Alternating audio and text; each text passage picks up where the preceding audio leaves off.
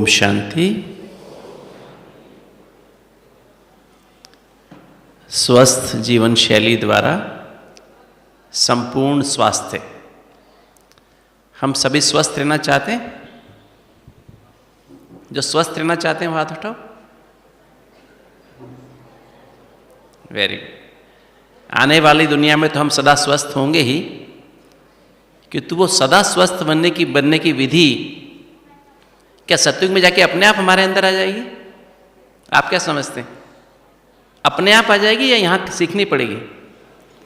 यहाँ सीख, जैसे हम यहाँ पर ही ब्राह्मण से फरिश्ता और देवता भी यहीं बन के जाएंगे। फरिश्ता सत्युग में नहीं जाके बनेंगे, सत्युग में तो बनेंगे कि तो पहले उसकी पूरी ट्रेनिंग सर्वगुण संपन्न, 16 कला संपूर्ण, संपूर्ण निर्विकारी, मर्यादा पुरुषोत्तम, अहिंसा परम परमो धर्म, यहाँ बनेंगे या वहाँ जाके बनेंगे? यहाँ बनना होगा ना, तभी तो वहाँ जाके बनेंगे ना। वहाँ तो सिर्फ जन्म लेना है, प्रैक्टिकली उसका प्रैक्टिकल मुहूर्त अभी बनना पड़ेगा ना। इसी तरह से हम कहते हैं वहाँ पर ever healthy, ever wealthy, ever happy, उसकी प्रैक्टिकल ट्रेनिंग कहाँ होगी? यहाँ पर होगी ना। तो उसका प्रैक्टिकल, अभी हमको प्रैक्टिकल विधि क्या है, विधि से सिद्धि क्या है, उसको अभी जानना पड़ेगा। अगर हम आज की दुनिया में देखें, वैसे तो WHO की हेल्थ की परिभाषा आप सभी जानते होंगे कि स्वास्थ्य वो स्थिति है जिसमें आप शारीरिक तौर पर, मतलब पूरे शरीर के तौर पर, मानसिक तौर पर, सामाजिक तौर पर और आध्यात्मिक तौर पर पूर्ण तरह से स्वस्थ हैं। कोई अगर आपको कहे कि मैं बिल्कुल स्वस्थ हूँ, इसको हम स्वास्थ्य नहीं कह सकते हैं, क्योंकि हमारे शरीर में जब माता पिता से जन्म लेते हैं तब से ही हमारे माता पिता से हमें जीन्स मिलते हैं बीमारी के। हमारे जो माता पिता के अंदर बीमारी होते हैं, बहुत सारी बीमारियां जो माता पिता में नहीं होती हैं, उनके भी जीन्स हमको मिलते हैं। प्लस उनका स्वभाव हमें मिलता है, उनका परिवेश हमें मिलता है, उनका संस्कार हमें मिलते हैं, उनसे रहन सहन, उनसे लालना पालना जो मिलती है, उसमें बहुत सारे डिफेक्ट्स होते हैं, बहुत सारी, क्योंकि सबके सब वो विकारी हैं। विकारी व्यवहार है आज के समय, विकारी आहार है और विकारी विहार है ना।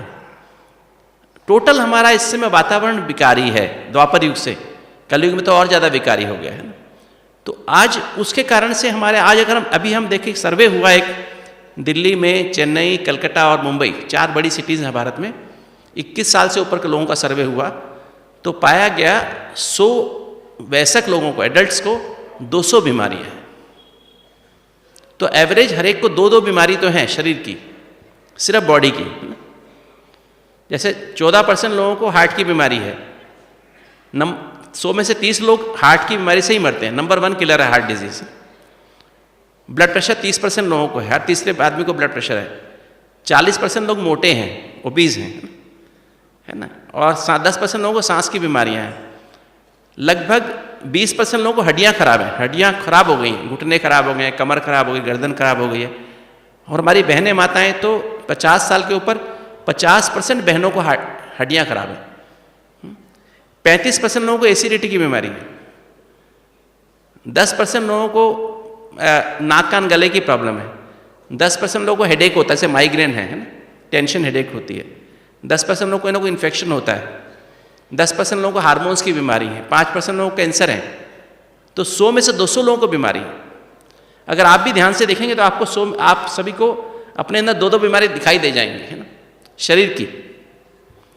अगर मानसिक रोग की बात करें तो मानसिक रोग भी आज हर एक आदमी को 6-6 हर एक को मिले हुए हैं। आपने सुना, जल्दी एक मानसिक रोग है, चिंता करना एक मानसिक रोग है, डिप्रेशन एक मानसिक रोग है। 100 में से 20-25 हर चौथे आदमी को डिप्रेशन है आज। स्पेशली यंग जनरेशन में बहुत ज़्यादा डिप्रेशन बढ़ता जा रहा है। नींद नहीं आती है। गुस्सा करना एक बहुत बड़ा मानसिक रोग है, क्रोध, है ना, जिसका हम मुरली में रोज सुनते रहते हैं। तो ये आज बहुत बड़े बड़े मानसिक रोग हैं ये ना। 6 मानसिक प्रॉब्लम सबके अंदर है। सामाजिक देखें तो समाज की तो सभी रोगी हैं, कोई किसी को पसंद नहीं करता है। कंपटीशन, कंपैरिजन इतना अधिक है, समाज में इतनी आपस में प्यार खत्म हो गया है ना, एक दूसरे की केयर खत्म हो गई है। और आध्यात्मिक रोग किसको है? 800 करोड़ आत्मा में से सिर्फ 15 लाख को नहीं है, बाकी सबको आध्यात्मिक रोग है ना। कोई जानते ही नहीं हम कौन है, ब्राह्मणों को छोड़ के बाकी सब आध्यात्मिक रोग से बीमार हैं। और खुशी की जहां बात करें, हैप्पीनेस की बात करें, हैप्पीनेस क्या है, खुशी क्या है? एक अंतर्राष्ट्रीय परिभाषा है खुशी की, और वो सारा विश्व मानता है। खुशी, हंसने को खुशी नहीं कहते हैं। बाबा कहते हैं, मुरली में कहते हैं, हंसना तो विकार है, आवाज से हंसना विकार है। खुशी क्या है, हैप्पीनेस क्या है? हैप्पीनेस की एक परिभाषा है, it is an inner state of being and it comes from inner satisfaction, contentment. अर्थात खुशी अंदर की बात है, अंदर की, आत्मा की अंदर की बात है। और ये कब आती है? जब आप संतुष्ट होते हैं, सेटिस्फाइड होते हैं, कंटेंटेड होते हैं, तो आप खुश हो सकते हैं। आज दुनिया में कोई खुश है क्या?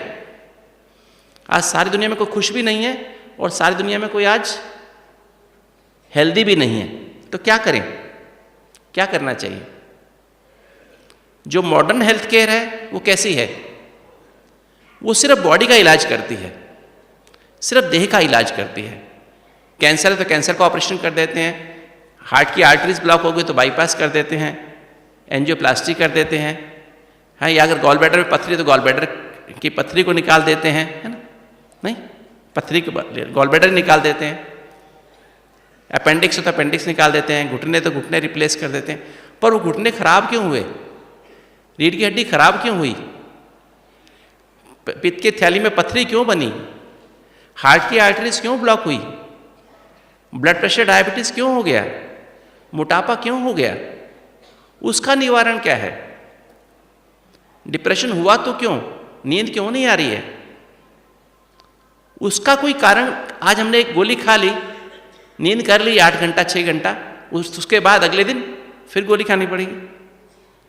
लोग आज एंजियोप्लास्टी कराते हैं, 1 साल एंजियोप्लास्टी हुई, फिर दूसरी बार एंजियोप्लास्टी, फिर तीसरी बार एंजियोप्लास्टी, फिर चौथी बार एंजियोप्लास्टी, 5वें साल बाईपास, और उसके बाद फिर हर साल एंजियोप्लास्टी। 10-10 एंजियोप्लास्टी हो जाती हैं, 2-2 बाईपास, 3-3 बाईपास हो जाते हैं।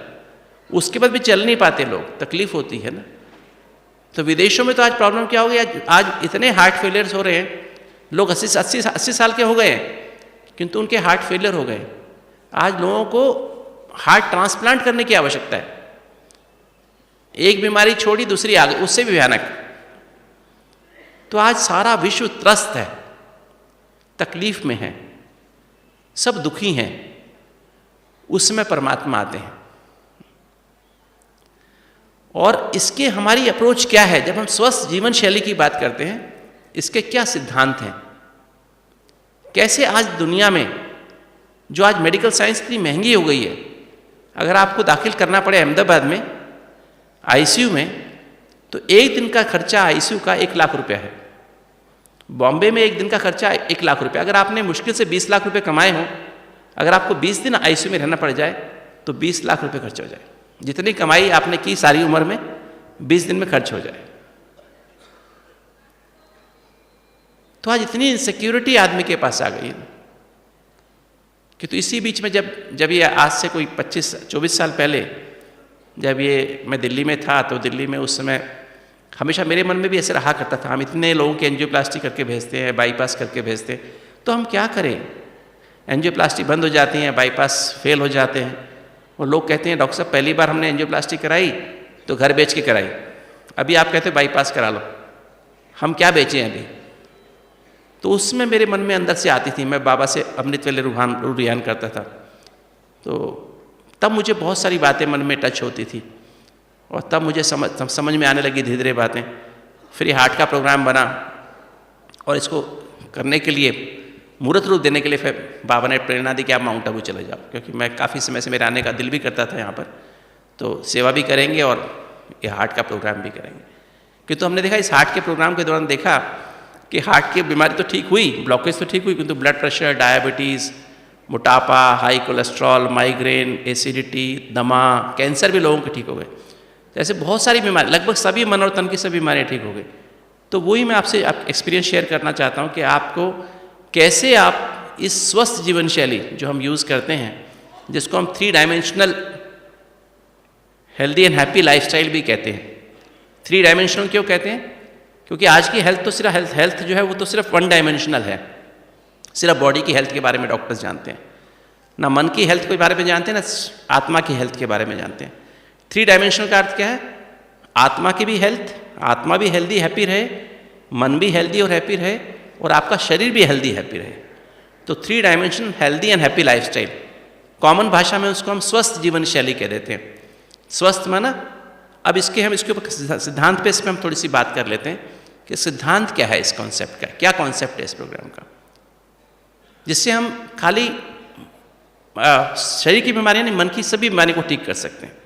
आपको संपूर्ण स्वास्थ्य आपको प्राप्त हो सकता है, और आने वाली दुनिया में यही राज होगा।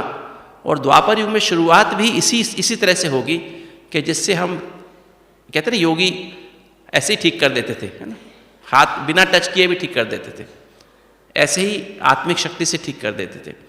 तो कैसे हम इसको गहराई समझ जाएंगे तो हम कैसे सभी रूहानी डॉक्टर्स बन के न खाली अपने आप को ठीक कर पाएंगे बल्कि विश्व में सभी लोगों को ठीक कर सकते हैं। एक सारे समाज को हम, आने वाली दुनिया को हम स्वस्थ और खुशनुमा बना सकते हैं। तो जो इसका कॉन्सेप्ट, पहली जो बात है वो सेल्फ रिस्पॉन्सिबिलिटी है। पहली बात जो सिद्धांत है वह है सेल्फ रिस्पॉन्सिबिलिटी, कि अगर जब आप स्वस्थ होना चाहते हैं तो ये कोई डॉक्टर आपको हेल्थ नहीं दे सकता है, आपके माता पिता या भाई बहन या आपके साथी, आपका समाज आपको हेल्दी नहीं बना सकता है। इवन भगवान भी आपको हेल्दी नहीं बना सकता है, शिव बाबा भी नहीं बना सकता है। कौन बना सकता है? हेल्दी शब्द 2 शब्दों से बना है, heal plus thy, that means heal thy self, अर्थात हील यूर सेल्फ। इस सारे विश्व में एक ही व्यक्ति है जो आपको हील कर सकता है। वो कौन है? कौन है? स्वयं आप हैं। डॉक्टर आपको गाइड कर सकता है, इंसान आपको मदद कर सकता है, वो भी अगर आपने कभी उनकी मदद की होगी तो आपने अगर 1 कदम मदद की होगी तो वो भी आपको 1 कदम मदद करेगा। कि तो शिव बाबा क्या करेगा, भगवान क्या करेगा? भगवान आपको, अगर आपने 1 कदम बाबा की श्रीमत पर चले होंगे, ईश्वरीय मत पर चले होंगे, आपने हिम्मत रखी है, तो भगवान आपको 1000 कदम बढ़ के आपको मदद देगा। ये इंसान और परमात्मा में फर्क है। 1 कदम, 1000 कदम क्या, पदम गुना आपको सहायता मिलती है। अगर आप हिम्मत करके परमात्मा के कहे हुए पे चलना शुरू करते हैं तो आपको पदम गुना मदद मिलती है। तो ये हमें समझ लेना है, इस सारी धरती पर एक ही मनुष्य है जो मुझे ठीक कर सकता है। वो कौन है? वो कौन है? स्वयं मैं हूं। बोलो, स्वयं कौन है? आपको ठीक कौन कर सकता है? ऐसे करके बताओ। मैं ही अपने आप को ठीक कर सकता हूं या कर सकती हूं। डॉक्टर सिर्फ मुझे गाइड कर सकता है, इंसान मेरी मदद कर सकता है, रिश्तेदार मेरी मदद कर सकते हैं, मुझे ठीक नहीं कर सकते। और भगवान क्या करेगा? मुझे 1000 गुना मेरी मदद कर सकता है। अगर मैं ठीक रास्ते पे चलूं, तो भगवान के बताए हुए रास्ते पे चलूं तो भगवान मेरी 1000 गुना मदद करेगा। ठीक है, पहली बात। अब हम देखें दूसरी बात जो है, वो इंपॉर्टेंट बात क्या है कि मुझे ठीक होना है, मुझे ठीक होना है, पर वो मैं ठीक करने वाला कौन है? उसमें से हीलर कौन है और हील किसको करना है, ये भी क्लियर होना चाहिए। वो हील करने वाला कौन है? मैंने कहा मुझे ठीक करना है, पर वो मैं कौन है? हेल्दी शब्द का हिंदी जो मीनिंग है वो क्या है? स्वस्थ, है ना। जैसे हमने कहा स्वस्थ जीवन शैली, स्वस्थ शब्द 2 शब्दों से बना है। स्व माने आत्मा, इनर सेल्फ अर्थात अंदर वाला मैं, और अस्थ माना स्थित या कॉन्शियस। तो स्वस्थ का जो हिंदी अर्थ है, शाब्दिक अर्थ है, वो है आत्मिक स्थिति में स्थित। अर्थात जो व्यक्ति, जो मनुष्य सदा आत्मिक स्थिति में स्थित है वो सदा स्वस्थ है। राइट?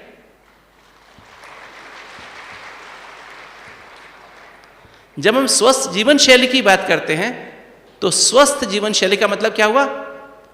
आत्मिक स्थिति में स्थित जीवन शैली, अर्थात सोल कॉन्शियस लाइफस्टाइल।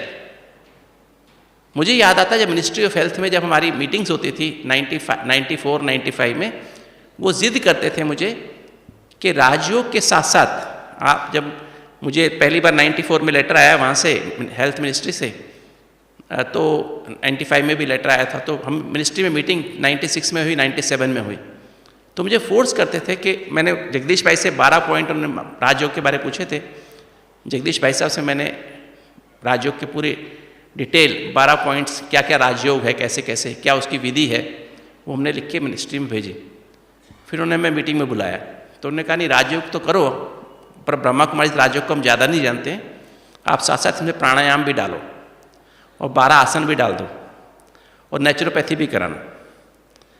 तो मैंने कहा हम लोग तो सिर्फ राजयोग कराएंगे, हम ना नेचुरोपैथी कराएंगे, ना आसन कराएंगे, ना प्राणायाम कराएंगे, हम कुछ भी नहीं कराएंगे, हम सिर्फ राजयोग कराएंगे, डाइट एक्सरसाइज कराएंगे, शुद्ध सात्विक भोजन कराएंगे और शुद्ध सात्विक सैर कराएंगे, यही हम कराएंगे। नहीं, पर हमें इस पर विश्वास नहीं है। मैंने कहा नहीं, हम तो यही कराएंगे। तो पर वो एक मीटिंग फेल हो गई, फिर अगली बार फिर मीटिंग रखी गई, फिर उन्होंने कहा अच्छा आप ऐसे करो, आपको हम अब आसन नहीं कराना, सिर्फ प्राणायाम तो जरूर कराना, प्राणायाम का बहुत फ़ायदा होता है, और ऐसे किया। तो फिर हेल्थ मिनिस्ट्री में मैं वापस आ गया, मैंने नहीं माना। फिर तीसरी बार मीटिंग बुलाई, तो तीसरी बार मीटिंग में कहा अच्छा डॉक्टर कलाम साहब दिल्ली में थे ना, तो DRD को चीफ थे, वो उनको पुश करते रहते थे बार बार कि आप ये प्रोग्राम अभी तक पास क्यों नहीं किया मिनिस्ट्री ने। तो फिर बार बार मीटिंग बुलाते थे, फिर हमें दिल्ली में बुलाते थे। तो फिर लास्ट में कहा अच्छा ऐसा करना, आप प्राणायाम भी नहीं कराओ, आप नेचुरोपैथ भी मत रखो, आसन भी मत कराओ, कि तो शवासन जरूर कराना। तो हम बैठे थे, तो मैं तीन हम साइंटिस्ट बैठे थे, सामने उनकी टीम बैठी थी, 6-8 लोग बैठे थे उनके सामने, हमारे सामने जो होते ना पैनल बैठा हुआ था ना, सामने डायरेक्टर वगैरह बैठे हुए थे। तो उन्होंने कहा शवासन जरूर कराओ, उसके डायरेक्टर ने कहा। तो मैंने अंदर सोचा शवासन में तो क्या होता है, ये भी मर गया, यहाँ से मर गया, यहाँ से मर गया, यहाँ से मर गया, यहाँ से मर गया, यहाँ से मर गया, और हम यहाँ आ गए, चेतना हमारी यहाँ पर आ गई। तो उन्होंने कहा कि मैंने कहा ये तो उल्टा हो गया, शवासन तो उल्टा हो गया। हम तो कहते हैं मैं आत्मा हूँ, और मैं आत्मा 7 एनर्जी से सारे शरीर की 80,000 अरब कोशिकाओं को पोषित कर रही हूँ। मुझे आत्मा से 7 एनर्जी सारे शरीर को जागृत कर रही हैं, चला रही हैं, शवासन तो उसका उल्टा हो गया। तो मैंने कहा, कहते हैं डॉक्टर गुप्ता आप बहुत ज़िद्दी हैं, आप यू आर वेरी स्टबर्न, आप हमारी एक बात पे नहीं मानते। मैंने कहा नहीं ऐसी बात नहीं है, अब मैंने अपना स्टेटमेंट पूरा नहीं किया, आपने पहले बीच में रोक दिया मुझे। मैंने कहा हम शवासन नहीं कराएंगे, हम शिवासन कराएंगे। तो वो कहते शिवासन क्या होता है? मैंने कहा अपने को आत्मा निश्चय कर, मतलब इंग्लिश में बताया, अपने को आत्मा निश्चय कर परमात्मा शिव की निरंतर याद में रहना, इसको बोलते हैं शिवासन। वो सुबह से लेकर रात तक और रात से लेकर सुबह तक होता है। तो कहता है फिर वो इतना खुश हुआ, वो व्यक्ति था ना जो डायरेक्टर थे, उन्होंने कहा यू आर वंडरफुल, तो उसने फिर साइन करके पास कर दिया, इसी बात पर शिवासन के नाम पे पास किया। तो शिवासन हम सभी कौन सा आसन करते हैं बताओ? नाम शवासन करते हैं, नाम प्राणायाम करते हैं, नाम कोई मुद्रा लगाते हैं, हम सिर्फ क्या करते हैं सभी? शिवासन करते हैं ना। तो राजयोग मेडिटेशन क्या है? Change of consciousness from outer self consciousness to inner self consciousness, और 24 आवर्स है हमारा मेडिटेशन। तो जो हमने जो देखा, तो पहली बात जो है वो यही है कि एक तो हमें अपने हाथ में जिम्मेवारी लेनी है, दूसरी बात क्या है, हीलर कौन है? आत्मा हीलर है। और हील किसको करना है? मन को और तन को करना है। आत्मा को किसको हील करना है? मन को हील करना है और शरीर को हील करना है। किसकी मदद से? परमात्मा की मदद से। शिवासन लगा करके आत्मा को आत्मिक स्थिति में स्थित होकर के और परमात्मा शिव से कनेक्शन जोड़ करके, और फिर अपने मन को पॉजिटिव बनाना है और तन की 80,000 अरब कोशिकाओं को पोषित करना है। राइट? तो ये जो है उसका, और फिर इसकी थर्ड जो इसका पॉइंट है वो है मल्टी डायमेंशनल अप्रोच। बेसिकली क्या है, आज के टाइम जैसे बताया 1 डायमेंशनल है सिर्फ बॉडी की, किसी चाहे MBBS करो, चाहे MD करो, चाहे DM करो, चाहे MCH करो, चाहे MRCP करो, FRCP करो, FRCS करो, कोई भी डिग्री दुनिया की ले लो आप, होम्योपैथी में चले जाओ, एलोपैथी में चले जाओ, आयुर्वेदा में चले जाओ, किसी भी पैथी में चले जाओ, मतलब एक इंसान को, कंप्लीट इंसान के बारे में ज्ञान ही नहीं है। वो परमात्मा ने हमें ज्ञान दिया है ना। तो मल्टी डायमेंशनल अप्रोच के लिए हमें क्या चाहिए? अपने आप को इतना सशक्तिकरण करें, आत्मा को इतना सशक्तिकरण मिले कि हम खुद को हील कर सकें। वो हील कौन कर सकता है? वो उसकी ट्रेनिंग कौन देता है हमें? परमात्मा स्वयं देते हैं।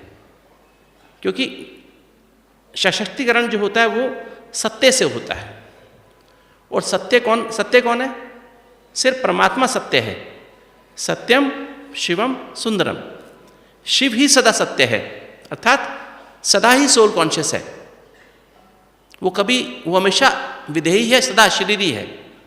वो कभी भी देह अभिमान में आते ही नहीं। हम आत्माएं आधा कल्प आत्माभिमानी रहती हैं और आधा कल्प बॉडी कॉन्शियस हो जाती हैं, देह अभिमानी बन जाते हैं। अर्थात हम आधा कल्प सत्य हैं, आधा कल्प असत्य हैं। किंतु परमात्मा सदा सत्य है, सदा ही सत्य है, माना सदा ही सोल कॉन्शियस है, सदा ही आत्माभिमानी है। और शिव बाबा सदा ही सुंदर है। शिव बाबा सदा सुंदर है, मतलब सदा ही पवित्र है, एवर प्योर है। और किंतु हम आत्माएं आधा कल्प सुंदर हैं, अर्थात प्योर हैं, और आधा कल्प हम क्या हैं? शाम हो जाती हैं, अर्थात विकारी बन जाती हैं। तो ऐसा परमात्मा, ऐसा शिव बाबा हमको ट्रेनिंग देता है। किसकी? पहले तीन तरह से देता है, इंफॉर्मेशन, एजुकेशन, काउंसलिंग। पहले हमें सूचना देता है, फिर पढ़ाता है, और फिर हमें समझाता है। 3 तरह से। इंफॉर्मेशन क्या है? एक कोर्स हमारा इंफॉर्मेशन है। इसमें पहले तो परमात्मा क्या करता है? एक तो पहले तो अपने बारे में हमको बताता है, रचता के बारे में, फिर रचना के बारे में।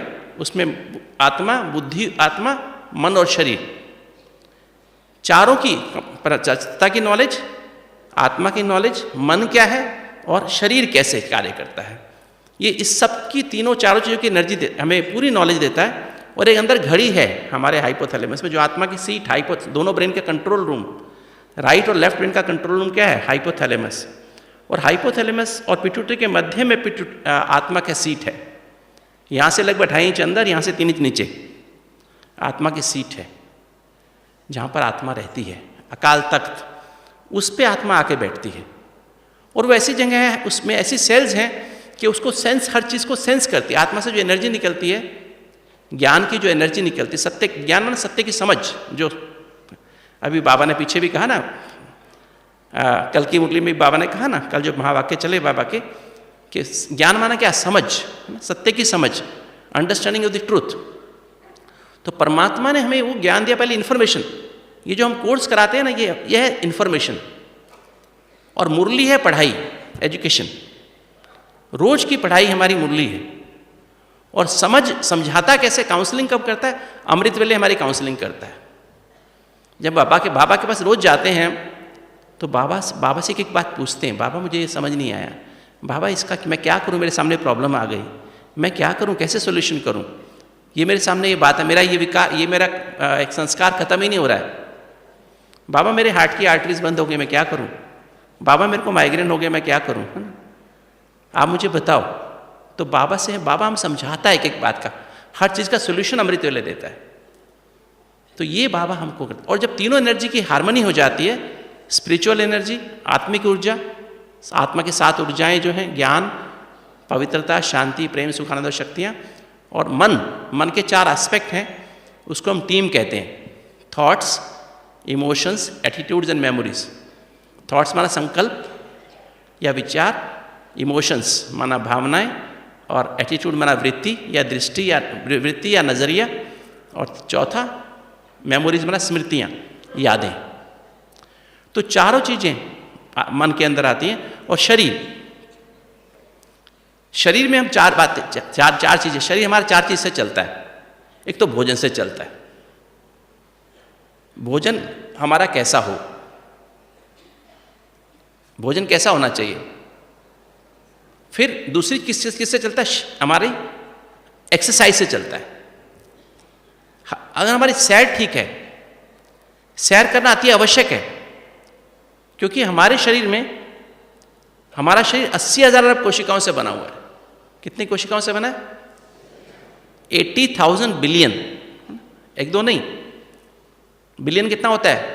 100 करोड़, 100 करोड़ का 1 बिलियन होता है। तो कितना हो गया? 80,000 गुना 100, इतना करोड़, इतनी करोड़ कोशिकाओं से बना हुआ है। और हर कोशिका में 1 सेकंड में 1 लाख रिएक्शन होती है। कितनी रिएक्शंस होती हैं? 1 लाख। 1 सेकंड कितना होता है? 1 सेकंड हो गया ना? 1 सेकंड में इतनी देर में 1 लाख रिएक्शन हो जाते हैं एक कोशिका में। तो 80,000 अरब कोशिकाओं में कितनी रिएक्शन होती होंगी? और उनके टॉक्सिन्स भी 1 सेकंड में निकल जाते हैं। इतनी कैपेसिटी है हमारे शरीर में, इतनी आत्मा जब है शरीर में तो इतनी कैपेसिटी है सारे शरीर के टॉक्सिन्स को साफ करने की। किंतु जब हम जल्दीबाजी करते हैं, प्रेशर में आ जाते हैं, टाइम का प्रेशर, काम का प्रेशर, मैं जैसे कहता हूं ऐसे ही होना चाहिए, परफेक्शन का प्रेशर, तो हमारे शरीर में एक कोशिका में 1,20,000 रिएक्शन हो जाती है। चिंता करते हैं कैसे होगा, कैसे पूरा नहीं होगा, टाइम पे पूरा नहीं होगा, तो 1,40,000 रिएक्शन हो जाती है। इरिटेट हो जाते हैं, चिड़चिड़ करते हैं अंदर से, तो 1,60,000 रिएक्शन हो जाती है। गुस्सा करते हैं 1,80,000 रिएक्शन हो जाती है। और जोर से गुस्सा करो 2 लाख हो जाती है। और शरीर हमारा इन एक्स्ट्रा रिएक्शंस को, टॉक्सिन्स को साफ नहीं कर सकता है। और जब सेल्स में इतनी कोशिकाओं में इतने जहर भर जाता है तो सेल्स बीमार हो जाती है। और हम सबके शरीर में 8 अंगों में से 1 अंग जन्म से कमजोर होता है। 8 अंगों में से, जैसे जन्म पत्री में पहले लिखा रहता था कि इस बच्चे का, ये बच्चा उदर रोग से पीड़ित रहेगा, पेट के रोग से पीड़ित रहेगा, ये बच्चा हृदय रोग से पीड़ित होगा, ये बच्चा फेफड़ों के रोग से पीड़ित होगा। नक्षत्र देख के पंडित लिखते थे, होरोस्कोप देख के, है ना। तो ये पिछले जन्म कर्मों का हिसाब किताब होता है कि आत्मा 7 एनर्जी में से 1 एनर्जी कम लेकर के आती है, और वो गर्भ में वो शरीर ठीक से, वो अंग ठीक से डेवलप नहीं होता है। उसी अंग पे सारी बीमारियों का असर पड़ता है। किसी का हार्ट कमजोर है जन्म से ही, तो सारा उसकी सोच का, जल्दी, चिंता, गुस्सा, उदासी का असर हार्ट पे ही पड़ेगा। ठंडी गर्मी का असर हार्ट पे ही पड़ेगा। गलत खाएगा तो हार्ट पे असर होगा, नींद नहीं आएगी तो हार्ट पे असर पड़ेगा। गलत एक्सरसाइज हो जाएगी तो हार्ट पे असर पड़ेगा, गलत खान पान होगा हार्ट पे असर पड़ेगा। किसी का लंग्स कमजोर है तो लंग्स पे ज़्यादा असर पड़ेगा। मौसम का असर, गलत खान पान का असर, टेंशन का असर, सारा फेफड़ों पे दमा हो जाएगा, बार बार दमा होगा। किसका पेट है तो पेट पे ही होगा, किसी को माइग्रेन तो माइग्रेन बार बार हो जाएगा, है ना। होता है नहीं होता ऐसे। फिर सभी अंग तो आपस में कनेक्टेड है। फिर जब एक अंग खराब होता है उससे बाकी अंग भी साथ साथ, जैसे एक पेटी में सेब एक खराब हो जाए तो क्या होता है, आसपास के सेब भी खराब होने लगते हैं। सेम वे बॉडी आपस में सारी कनेक्टेड है, आपस में हर अंग का एक दूसरे से लेन देन है, तो सारे अंग खराब हो जाते हैं। तो ये जब अप्रोच है तो हमें समझना है कि हमें तो अभी जो है, अभी हम क्या करें। अब जो एक इंसान तीनों एनर्जी से बना हुआ है, और हेल्थ किसे कहते हैं, स्वास्थ्य किसे कहते हैं। स्वास्थ्य में तीनों एनर्जी की हार्मनी है। तीनों, स्पिरिचुअल एनर्जी, मानसिक एनर्जी और शरीर की एनर्जी, तीनों का आपस में सामंजस्य होना चाहिए। और ये डायनेमिक प्रोसेस है, कभी भी खराब हो सकता है। आत्मिक ऊर्जा ऐसे नहीं कि अलग से है, आत्मा से एनर्जी निकल रही है, बॉडी की हर कोशिका में जा रही है। 7 एनर्जी बॉडी की हर कोशिका में जा रही है। 80,000 अरब कोशिकाएं को आत्मा चला रही 7 एनर्जी से, पर जा किसके से रही है, मन के माध्यम से जा रही है। अगर हमारी टीम नेगेटिव है, हमारे विचार हमेशा नेगेटिव चलाने की हमको आदत पड़ गई है, भावनाएं नेगेटिव हो गई हैं, सर्व के प्रति भावना है, किसके प्रति कैसी भावना, किसके प्रति लगाव की भावना है, झुकाव की भावना है, किसी के प्रति टकराव की भावना है, तो हमारी टीम नेगेटिव हो गई, हमारा एटीट्यूड नेगेटिव हो गया है। दृष्टिकोण हमारा आज कैसा हो गया, सभी का दूसरे के प्रति अपना स्वार्थी एटीट्यूड हो गया है ना, रूहानी एटीट्यूड नहीं है। हम स्वार्थ, जिसके प्रति हमारा मोह है, लगाव, झुकाव, प्रभाव है, उसके तो हम जान दे देते हैं। जिससे टकराव हो, बेशक मर जाए, उसकी कोई चिंता ही नहीं करते हैं, उसकी कोई परवाह नहीं करते हैं, है ना? तो हमारा एटीट्यूड खराब हो गया। हमारी मेमोरीज कौन सी हैं, हमारी रिकॉर्डिंग, जो भी हमने गलत रिकॉर्ड किया है जो गलत देखते हैं, सुनते हैं, करते हैं, वो सब अंदर रिकॉर्ड हो रहा है। सबकॉन्शियस माइंड, चित्त में रिकॉर्ड होता है। चित्त इस जन्म का होता है, सबकॉन्शियस माइंड इस जन्म का होता है, पिछले जन्मों का अनकॉन्शियस माइंड होता है। उसी में सारे पाप कर्म भस्म रहते हैं। अनकॉन्शियस माइंड में हमारे पिछले 62 जन्म के पाप कर्म उसमें जमा है, और 63वें जन्म के पाप कर्म इस सबकॉन्शियस माइंड में जमा है। इसलिए और दोनों माइंड मिलकर 90% मन हो जाता है, तो सारे पाप कर्म हमारे इस जन्म में जमा है। हम चाहते हैं, रोज अमृत वेला उठते हैं, अपने संकल्प करते हैं कि आज हम ऐसे ऐसे दिनचर्या बनाएंगे, और होता क्या है हमसे? क्या होता है? रात में चार्ट चेक करते क्या होता है? 10% ही फॉलो हो पाता है, 15-20% ही फॉलो हो पाता है, क्योंकि सबकॉन्शियस माइंड में कुछ गलत भरा हुआ है, पाप कर्म भरे हैं, वो हमें करने नहीं देते हैं, निरंतर अटेंशन में रहने नहीं देते हैं। अनकॉन्शियस माइंड हमें काम करने नहीं देता है। जबकि फरिश्ते जो होते हैं, फरिश्तों का 100% मन कॉन्शियस होता है। फरिश्तों में सबकॉन्शियस माइंड भी नहीं होता है, अनकॉन्शियस माइंड भी नहीं होता है, इसलिए उनकी 100% कंट्रोलिंग पावर, रूलिंग पावर होती है। तो हमें क्या करना है? हमको राजयोग के द्वारा सबकॉन्शियस माइंड को खत्म कर देना है। विक्रम विनाश करने का मतलब क्या है? सबकॉन्शियस माइंड को खत्म कर देना, अनकॉन्शियस माइंड को खत्म कर देना, उसी में विक्रम भरे हुए हैं, और 100% कॉन्शियस माइंड हो जाना। जब हमारा चेतन मन सारा हो जाएगा, तो हमारी 100% कंट्रोलिंग पावर, रूलिंग पावर होगी। फिर जो हम सोचेंगे वही करेंगे। अभी हम सोचते कुछ हैं, बोलते कुछ हो रहे हैं, करते कुछ हो रहे हैं। जब हमारा सोचना, बोलना और रहना, करना एक समान हो जाएगा, तो हम फरिश्ते बन जाएंगे, फरिश्ते से देवता बन जाएंगे, फिर हमारा हर संकल्प सिद्ध हो जाएगा। तो अभी जो आयुर्वेद ने, जैसे हम कहें द्वापर युग में जब हम थे, द्वापर युग में हमारा सब कुछ कैसा था? हम हेल्दी, हैप्पी थे, सदाई निरोगी काया थी। किंतु द्वापर युग जब आया तो विकार आए। पहले तो बॉडी कॉन्शियसनेस, देहभान आया, उसके कारण काम, क्रोध, लोभ, मोह, अहंकार आया, और उसके कारण हमारे विकार आए, और विकार हमारा व्यवहार विकारी हो गया। विकार, व्यवहार माना कंडक्ट, आपस में व्यवहार, वो हमारा व्यवहार विकारी हो गया। हमारा आहार भी विकारी हो गया, क्योंकि मूड से फूड बनता है। जैसे बाबा ने संडे की मूड ली थी ना, संडे को बाबा ने क्या कहा? बाबा क्या हमें क्या बना देते हैं? हमारा होली मूड बना देते हैं। होली मूड, लाइट मूड और हैप्पी मूड बना देते हैं। बाबा क्या करने आए? हमारे मूड को क्या बनाने आए? होली मूड बना, पवित्र मूड बनाने आए, और लाइट मूड बनाने आए, और हैप्पी मूड बनाने आए। तो मूड से फूड कनेक्शन होता है। जैसा आपका मूड वैसा आपका फूड। अगर आपका मूड ठीक नहीं है तो आप गलत खाना खाएंगे, स्वाद के वश होकर खाना खाएंगे, भोगी बन के खाना खाएंगे। अगर आपका मूड हैप्पी है, लाइट है, होली है, तो आप जो आपकी हेल्थ के लिए जरूरी है वो आप खाएंगे, शुद्ध सात्विक फूड खाएंगे। अगर आपका मूड ठीक नहीं है, रॉन्ग मूड है, विकारी मूड है, गुस्से में है, जल्दी में है, चिंता में है, उदास है, तो फिर वो उसका अपोजिट फूड खाएंगे। मन में कड़वाहट फील हो रही है तो आप कैसा फूड खाएंगे? मीठा खाने को दिल करेगा। आप अंदर से बहुत ड्राई महसूस कर रहे हैं, खुश्की महसूस हो रही है, कोई मेरे से बात ही नहीं करता है, सब मेरे को निगलेक्ट करते हैं, तो क्या करेगा? तला हुआ खाने को दिल करेगा, पकोड़े खाने को दिल करेगा, पराठा खाने को दिल करेगा, पूरी खाने को दिल करेगा, है ना। और अगर आप बहुत बोरिंग महसूस कर रहे हैं तो हॉट एंड स्पाइसी, चटपटा खाने को दिल करेगा। ऐसे 100 से ज़्यादा मूड स्टडी हुए हैं साइंस में, और हमारे मूड ही हमारा फूड बनाते हैं, राइट। तो मूड्स ऑफ फूड, और फिर उसी आधार पे हम विहार भी हमारा होता है। तो जब लगभग 2350 साल पहले आयुर्वेद का जन्म हुआ, उस समय जो चरक थे, और उससे पहले दूसरे थे जो चरक से पहले थे, तो उन्होंने क्या कहा कि 3 कारण है बीमारी के, हर बीमारी के। एक तो हमारा व्यवहार, एक आहार, और एक विहार। ये 3 ही, क्योंकि उसमें बीमारियां आ रही थी, व्यवहार लोगों का बदल रहा था, विकारी व्यवहार हो रहा था, विकारी आहार हो रहा था, विकारी विहार हो रहा था।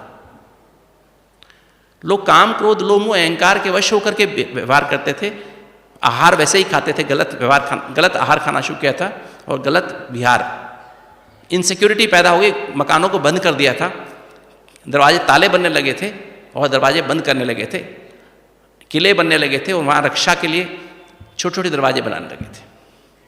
हवा का अंदर आना जाना बंद हो गया था, तो बीमारियाँ शुरू हुई थी। उस समय आयुर्वेद का जन्म हुआ। तो यही कहा गया अगर व्यवहार आप बदल लो अपना, कोई बीमारी हो, चाहे हार्ट की हो, चाहे कोई बीमारी भी हो, आपको शरीर की बीमारी चाहे मन की बीमारी, तो अपना व्यवहार बदल लो, अपना आहार बदल लो, अपना विहार माना जहाँ रहते उसमें ऑक्सीजन अच्छे से आए, तो आपकी सब बीमारी ठीक हो जाएगी। इसी समय ग्रीस में एक साइंटिस्ट थे एस्क्लेपियस, उन्होंने कहा कि 3 कारण से सब बीमारियां होती हैं।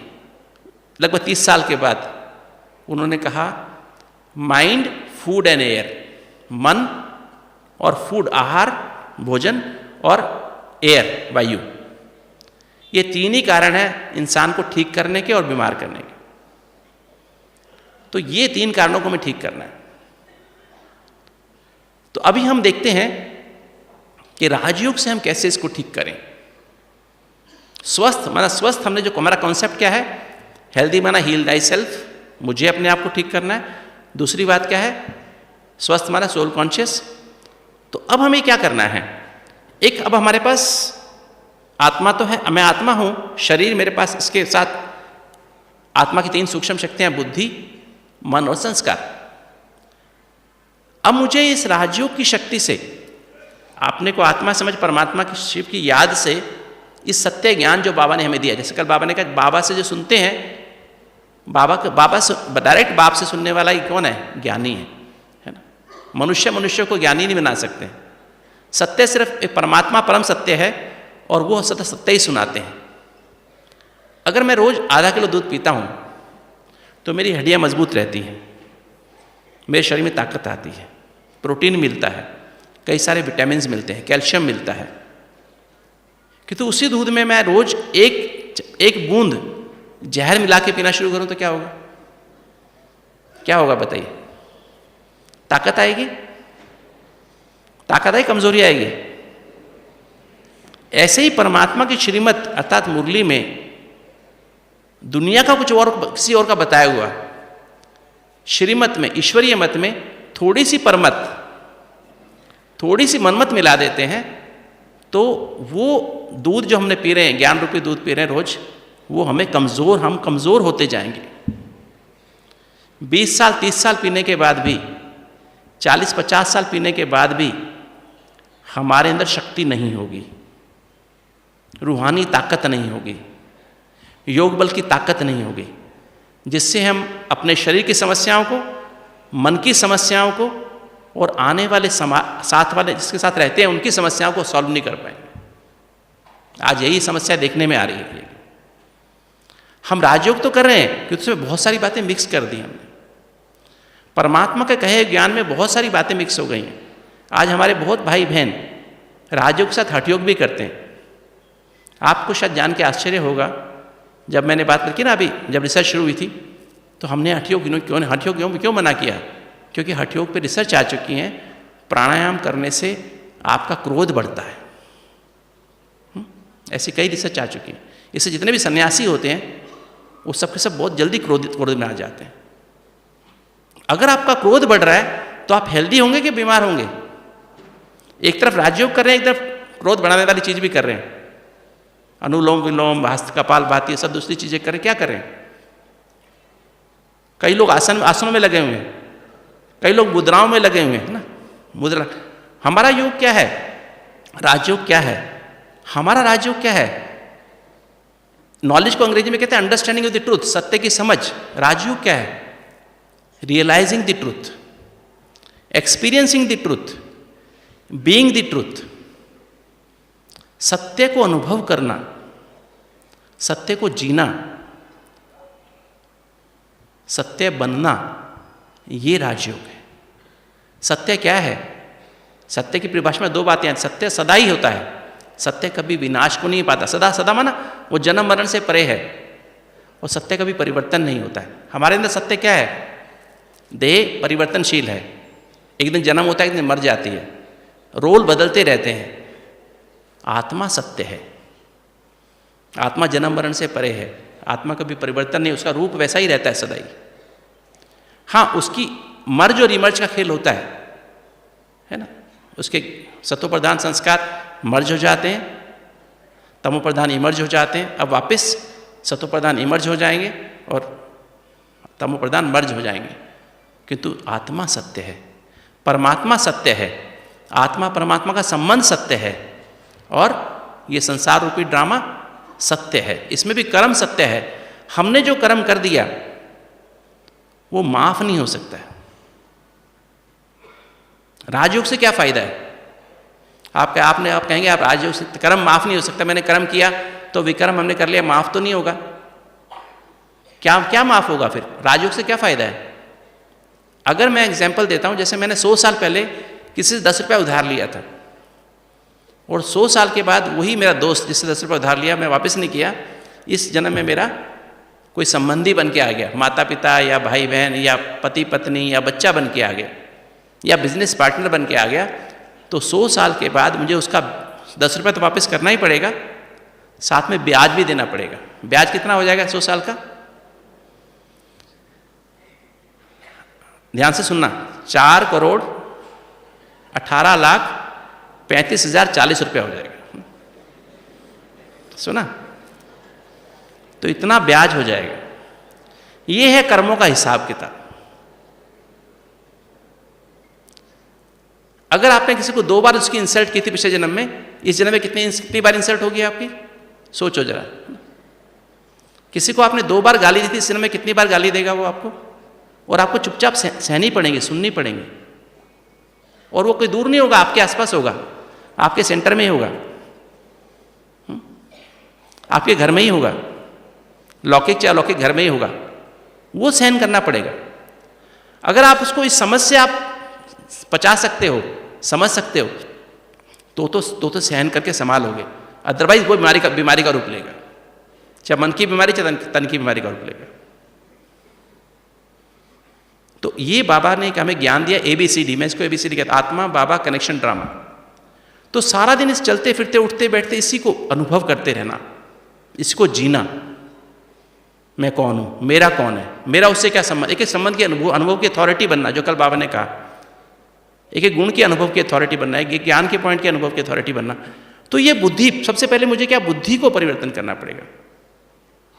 बुद्धि सत्व प्रधान, बुद्धि मन संस्कार, क्योंकि तीनों में ये हमारा सूक्ष्म शरीर किससे बनता है? 3 चीज से बनता है, बुद्धि से। ये तो स्थूल शरीर 5 तत्वों का बना है। पहले बीमारी सूक्ष्म शरीर में आती है, तो सूक्ष्म शरीर को पहले सूक्ष्म शरीर को परिवर्तन करना पड़ेगा। सूक्ष्म शरीर किस चीज से बना हुआ? बुद्धि से बना हुआ है। पहली चीज बुद्धि है, दूसरा मन है, तीसरा संस्कार है। अगर मैं अपने सूक्ष्म शरीर को लाइट का बना दूं, उसमें सारे एनर्जी ब्लॉकेज खत्म कर दूं, तो आत्मा से जो करंट, आत्मा जो परमात्मा से करंट खींचती है, उसको मन से जाना है, मन से। तो बेसिकली सूक्ष्म शरीर क्या है? मन है। अगर मेरा मन पॉजिटिव हो जाए, मेरी टीम पॉजिटिव हो जाएगी, तो एनर्जी उस अंग में, हार्ट में, मेरी आर्टरीज ब्लॉक होगी, हार्ट में जा पाएगी। मेरा लीवर कमजोर हो गया, लीवर में जा पाएगी। मेरे पेट में अल्सर बन गया, अल्सर में जा पाएगी। आंतों में मुझे इरिटेबल बाउल सिंड्रोम हो गया, वो ठीक हो जाएगा। अल्सरेटिव कोलाइटिस है, वो ठीक हो जाएगा। मेरे घुटने खराब है, वो ठीक हो जाएंगे। मेरे को दमे की बीमारी, दमा ठीक हो जाएगा। मेरे को माइग्रेन हो रखा, माइग्रेन ठीक हो जाएगा। मेरे को डिप्रेशन है, वो डिप्रेशन ठीक हो जाए, क्योंकि मेरी टीम पॉजिटिव होनी चाहिए। तो मुझे पहले सूक्ष्म शरीर को पॉजिटिव बनाना। तो सूक्ष्म शरीर कैसे बनता है? तो हमारा जो बुद्धि को हमें परिवर्तन कैसे करें पहले, क्योंकि हमारा बुद्धि योग है ना। तो पहले हम जब अपने को आत्मा समझ के बार बार, जितना हम बार बार अपने दिल, बुद्धि के भी 4 एस्पेक्ट हैं। पहला दिल है, कॉन्शियसनेस, कॉन्शियस, इस चेतना भी कहते हैं हिंदी में। तो जितना हम इस चेतना में, अपने दिल में, देह के सब संबंध, देह के पदार्थ और देह के स्वभाव संस्कार, देह के स्वभाव ये 5 विकार हैं, देह के संस्कार वो मन में होते हैं। तो ये देह के संबंध, संपर्क और देह के पदार्थ और देह के स्वभाव, ये 5 विकार, ये हमारे दिल में बैठ जाते हैं, चेतना में घुस जाते हैं। उसके कारण हमारा विवेक क्या होता है? कंफ्यूज हो जाता है। विवेक हमारा सत्य को परखने की शक्ति कंफ्यूज हो जाती है। उससे हमारी यथार्थ निर्णय करने की शक्ति भ्रष्ट हो जाती है, और हमारा चित्त चंचल हो जाता है, चंचल और अशांत और बेचैन हो जाता है। जिससे क्या होता है, हमारी जो तमोप्रधान स्मृतियां की फाइलों इमर्ज हो जाती है।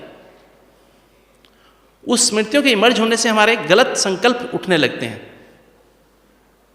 गलत माना विकारी संकल्प उठने लगते हैं, और विकारी संकल्प जब यहाँ उठते हैं तो गलत केमिकल्स यहाँ बनते हैं, स्ट्रेस हार्मोन्स और दूसरे हार्मोन्स यहाँ से रिलीज होते हैं, हाइपोथैलेमस, पिट्यूटरी और पीनियल से, और उसका असर हमारे एड्रिनल ग्लैंड पे होता है, और उससे वो स्ट्रेस हार्मोन रिलीज होते हैं। और एक यहाँ पर एक तार होती है जिसको हम स्ट्रेस रिस्पॉन्स कहते हैं, सिंपैथेटिक सिस्टम होता है, वो एक्टिव हो जाता है, तो सारी बॉडी में स्ट्रेस, तनाव का असर होने लगता है, नींद आनी बंद हो जाती है, बीमारी आने लगी शुरू हो जाती है।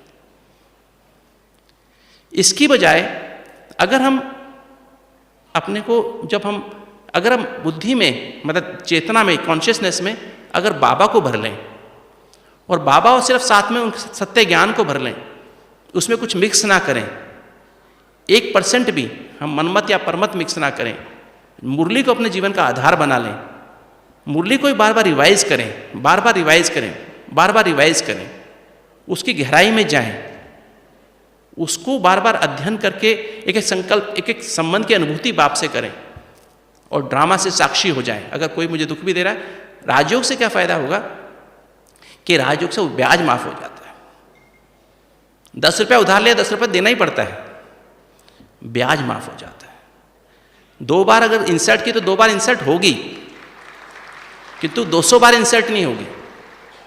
2 बार गाली दी तो 2 बार गाली तो खानी पड़ेगी, किंतु 200 बार गाली नहीं खानी पड़ेगी।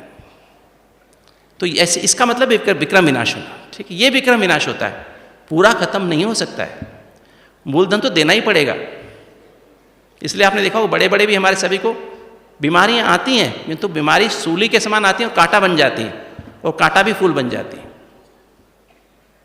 होता है ना, बड़ों को, हमारे दादियों को, सबको होता है ना, किंतु 63 जन्म में हमने क्या क्या किया है वो सब सामने आता है। किंतु हम जब बुद्धि को, क्योंकि उनकी बुद्धि सतो प्रधान बन चुकी है। ब्रह्मा बाबा ने क्या करके दिखाया? ब्रह्मा बाबा को साक्षात्कार हुआ किसका? पहले विनाश का। पहले तो शिव ने अपना साक्षात्कार कराया, फिर विष्णु का हुआ, और फिर साक्षात्कार हुआ विनाश का, और फिर स्वर्ग का, आने वाले हेवन का, और तत्वम, है ना, तो आने वाली दुनिया कैसी होगी। तो बाबा की बुद्धि एकदम परिवर्तन हो गई, और इसलिए तुरंत कनेक्शन एकदम ऐसा हो गया, बुद्धि योग, है ना। बाबा उस शिव बुद्धि, माना बाबा का दिल सच्चा और साफ हो गया, शिव बाबा उसमें आके बैठ गया, और वो पहले से बाबा ये कार्य कर रहे थे। 36 से पहले ही बाबा ये कार्य कर रहे थे, जो अभी हम कर रहे हैं। अभी तक अपनी बुद्धि को रगड़ रहे हैं ना, ज्ञान साबुन से रगड़ते ना, तो बुद्धि को पहले ज्ञान साबुन से रगड़ना पड़े बार बार। तो जितना उसको रगड़ते जाते हमारे दिल में हम चेक करें कि कोई देह भान तो नहीं है, कोई देह के संबंध संपर्क का भान तो नहीं है, कोई अंदर तो नहीं मेरे दिल में बैठा है, कोई देह की चीज़ तो नहीं, मैं आसक्ति तो नहीं है, मैं खा लूँ, ये चीज़ रख लूँ, ये कर लूँ, दिल में कॉन्शियसनेस नहीं बैठी, उसको निकालो। और ड्रामा में जो हुआ अच्छा हुआ, जो हो रहा है बहुत अच्छा, क्योंकि बाबा की गोद में हो, जो होने वाला सबसे अच्छा, इसको लगातार अनुभव करें। मुरली के एक एक पॉइंट को दिन में कितनी बार, 100 बार भी रिवाइज करें, अनुभव करें, एक्सपीरियंस करें। विजुलाइज इमेजिन करने की बात नहीं, सत्य है, सत्य को हमें अनुभव करना होता है, उसको इमेजिन नहीं करना होता, विजुलाइज नहीं करना होता। तो उसको जितना हम गहराई से करेंगे तो हमारी बुद्धि शुद्ध होती जाए, हमारे दिल में सिर्फ बाबा रहेगा। मैं कभी बाबा को बोलूँ, बाबा मेरे दिल में ना देखो एक सिर्फ ये बैठा है, एक देहधारी बैठा है, बस कोई बात नहीं, आप साइड में बैठ जाओ ना आके। नहीं, बाबा कहते मैं नहीं आता हूँ, आप कमरा पूरा खाली चाहिए मुझे ना, तो दिल रूपी कमरा पूरा खाली छोड़ो, तो बाबा उसमें आके बैठ जाता है। और बाबा के साथ एनर्जी भी आती है ना, वो सागर है ना, पावर हाउस है। तो मेरा विवेक कैसा हो जाता है, सत्य को परखने शक्ति एकदम एक्यूरेट हो जाती है, निर्णय शक्ति दिव्य हो जाती है। दिव्य माने डिवाइन, जिसमें ज्ञान युक्त निर्णय शक्ति, जिसे बुद्धि कहते हैं। और फिर चित्त मेरा शांत, एकाग्र, आनंदमय हो जाता है। उससे मेरा संपूर्ण ब्राह्मण स्वरूप पिछले कल्प का, उसकी मेमोरीज जागृत हो जाती है। संपूर्ण ब्राह्मण स्वरूप।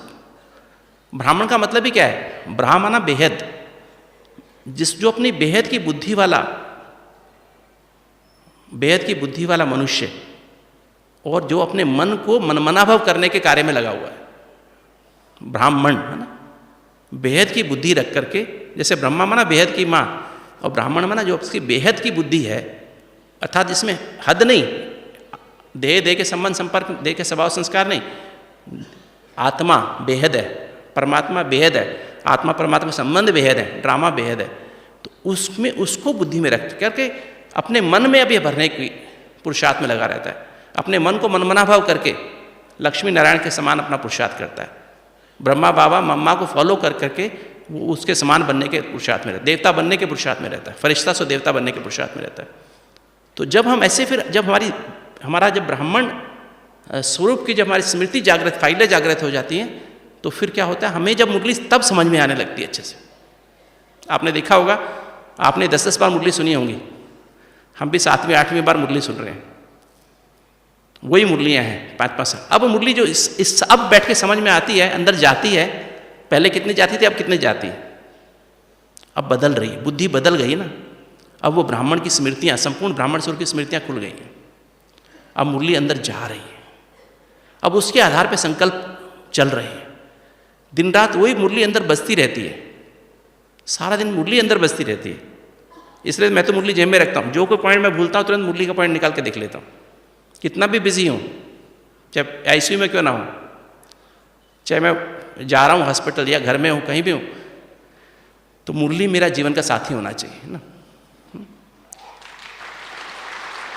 मुरली ही मेरा मीत है, सच्चा मीत कौन है अभी, मुरली ही मेरे जीवन, क्योंकि यही बाबा की शिक्षा है, श्रीमत है, डायरेक्शन है, सावधानी है ना। तो इसको सारा दिन बार बार बुद्धि में रिवाइज करते करते अब मेरे संकल्प इसके अनुसार चलने लगे।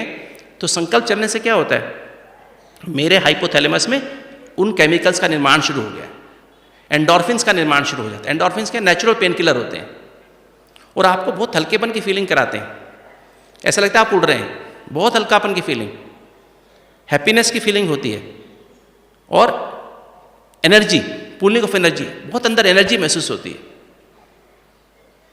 तो आपके एंडोर्फिन्स बढ़ने लगते हैं और रिलैक्सेशन रिस्पॉन्स चालू हो जाती है, पैरासिम्पैथेटिक सिस्टम चालू हो जाता है अंदर हाइपोथैलेमस से।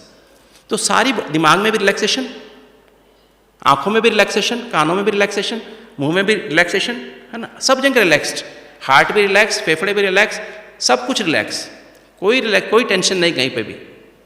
और हार्मोन्स भी बैलेंस में निकल रहे हैं, गले थायराइड हार्मोन भी बैलेंस में निकल रहा है, हड्डियों को ताकत देने वाला हार्मोन भी बैलेंस में निकल रहा है, पेनक्रियास से इंसुलिन भी बैलेंस में निकल रहा है, एड्रिनल ग्लैंड से कॉर्टिसोल भी बैलेंस में निकल रहा है, सारे हार्मोन, 7 ग्लैंड्स हमारी एक्यूरेट काम करती हैं। तो अगर हम सचमुच में इन जो बाबा के महावाक्यों की एक महावाक्य, कई लोग कहते हैं योग क्या है, हमें योग सिखाओ, योग कुछ भी नहीं है, मुरली के एक महावाक्य को अनुभव करना ही राजयोग है, उसके अनुभव की अथॉरिटी बन जाना ही राजयोग है। कितनी वैरायटी का राजयोग हो गया है ना, सुबह से शाम तक एक लाइन को अनुभव करते रहो, उसमें जो बाबा ने कहा है वैसा बनते जाओ, तो कितना राजयोग हो गया। और हमें कहीं राजयोग की सीखने की आवश्यकता है क्या, वैसा बन जाना ही राजयोग है।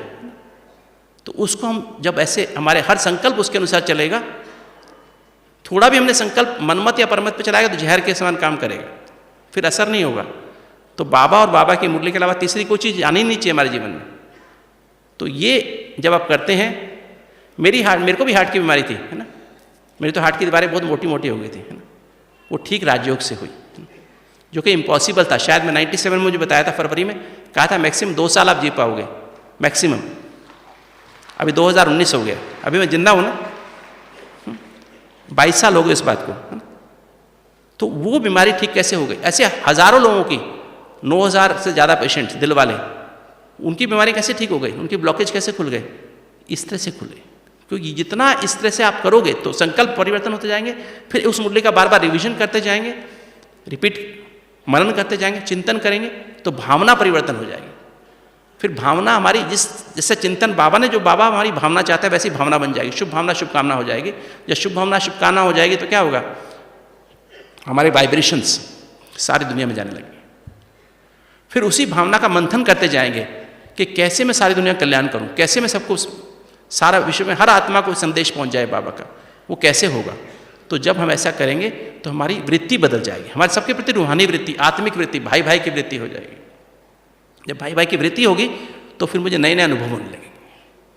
कैसे अनुभव, नई इंप्रेशंस आने लगेंगे, नई आस्था, नए बिलीफ सिस्टम बन जाएंगे। पहले बिलीफ सिस्टम क्या है, शनिवार को ये नहीं करना, शुक्रवार को ये नहीं करना, मंगलवार को ये नहीं करना, है ना, ये ऐसे नहीं करना, ये इस दिन उद्घाटन नहीं करना, इस दिन वैसा नहीं करना, ये सब सारे बिलीफ, ये वास्तुकला, ये सब कला, वो कला, सब खत्म हो जाएगा। मेरा तो एक शिव बाबा, जब ऐसी रूहानी वृत्ति बन जाएगी तो सब में ही भला है। रूहानी दृष्टि बन जाएगी, फिर रूहानी वायुमंडल बन जाएगा, फिर उस रूहानी वायुमंडल के अंदर मेरे आसपास वायुमंडल बनेगा, प्लस मेरे अंदर वायुमंडल बनेगा। मतलब रूहानी वायुमंडल क्या होता है? ये सातों एनर्जी का भरपूर मेरे अंदर हो जाएगी, आसपास भी हो जाएगी, और वो मुझे हील करती रहेगी। मुझे कोई बीमारी, ब्लड प्रेशर है, डायबिटीज़ है, हार्ट की बीमारी है, एसिडिटी है, माइग्रेन है, डिप्रेशन है, नींद नहीं आती है, जब आप ऐसे बन जाएंगे तो 10 लाख आत्माएं जो राजयोग कर रही हैं, उन सबकी पॉजिटिव वाइब्रेशन आपको टच करेंगी और आपकी बीमारी यूं ठीक हो जाएगी। करके देखो, है ना, आपके ऐसा विश्वास हो जाएगा बाबा मेरे साथ है, नया बिलीफ सिस्टम आ जाएगा, बाबा हर समय मेरे साथ है, सचमुच फील होगा बाबा मेरे साथ, और फिर आपका नए संस्कार बन जाएंगे। तो जब संस्कार बदल जाएंगे तो व्यवहार बदल जाएगा। अभी हमारा रूहानी व्यवहार हो जाएगा, रूहानी व्यवहार होते ही हमारा क्या होगा? रूहानी आहार हो जाएगा, वैष्णव आहार हो जाएगा। हमें पराठा, पकोड़ा, समोसा अच्छा नहीं लगेगा, ये रासिक आहार है। रासिक आहार से नींद आती है, आलस्य पैदा होता है। नंबर 1 दुश्मन ब्राह्मणों को कौन है? आलस्य और अलबेलापन। पराठा, पकोड़ा, समोसा खा के फिर कहते हैं हमारा योग लगे, नींद योग लगता है। नींद गहरी नहीं आती है, हमारा शुद्ध सात्विक आहार हो जाएगा। और फिर तामसिक आहार, है ना, जो तामसिक आहार तो प्याज लहसुन तो आप जानते हैं, नॉनवेज तो आप जानते ही हैं, इवन चाय कॉफ़ी भी कभी एक आधी बार बीमारी में ले ली वो अलग बात है, पर रेगुलर चाय कॉफ़ी में 2-2, 3-3 कप पीऊँ वो खत्म हो जाना चाहिए। अचार खाना बंद हो जाना चाहिए। तामसिक आहार क्या उत्तेजना पैदा करता है, इरिटेशन पैदा करता है। लाल मिर्चें, गर्म मसाले बहुत खाना गर्मी पैदा करता है, इस अपने उत्तेजना पैदा करता है। फिर कोई योग लगेगा नहीं। हमारा भोजन एकदम शुद्ध सात्विक, आसक्ति वाला भोजन ना हो, मैं आसक्ति से ना खाऊं, सिर्फ जितना जरूरी है, दाल रोटी वो जरूरी खा लो, बाबा की याद में चबा चबा खा लो, जल्दी जल्दी में नहीं खाओ, प्यार से खा लो, और फिर सैर करने का टाइम मिलेगा। शुद्ध सात्विक सैर, सातों गुणों का अभ्यास, बाबा से जुड़ करके सातों गुणों का अभ्यास करते हुए सैर करो, और नींद भी इतनी बढ़िया आएगी। 4 सोए, ऐसे सोए 10 सेकंड में नींद आ जाएगी, एकदम सूक्ष्म वतन बाबा की गोद में जाके सो जाओगे। तो जब ऐसी नींद आएगी तो क्या होगा? सुबह अमृत वेला बहुत अच्छा होगा। इसलिए मैंने एक प्रैक्टिस करा के देखा है दिल वालों को भी, कि हम सोने के पहले लेटर लिखते हैं बाबा को, सोने के पहले रोज लेटर लिखते हैं।